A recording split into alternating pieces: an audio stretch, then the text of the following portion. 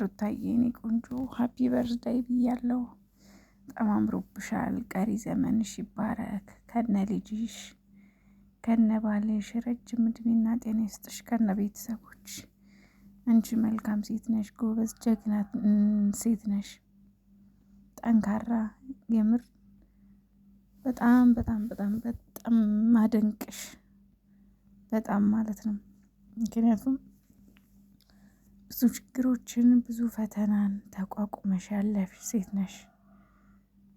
አሁን ደግሞ እናትነት አልበገረሽም። እንደ ዱሮ እንደ ጥንቱ እንደ ጠዋቱ እንቦቀቅላ ህፃን ነሽ።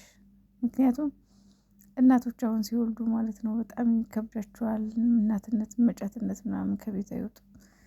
ሩታ ግን ከአራስነቷ ጀምራ ብቻዋን ከአራስነቷ ሳይሆን ከእርግዝናዋ እኔ እርግዝናዋ ላይ በጣም ነበር ሩታም ስታሳዝነኝ። እግዚአብሔርን ነው የምላችሁ። በእርግዝናዋ ሰዓት ያው ምን አይነት ሙድ ላይ እንደነበረች ታውቃላችሁ። እና በጣም በቃ ታሳዝነኝ ነበረ። ያለፈችበት መንገድ በጣም ከባድ ነው። እና ሚዲያው ደግሞ እንደምታውቁት አጨብጫቢ ነው። በተለይ ለሴት ልጅ ላይ ጨከን የማለት እንትን አለ። እና ግን ይህ ነገር እሷ አልበገራትም።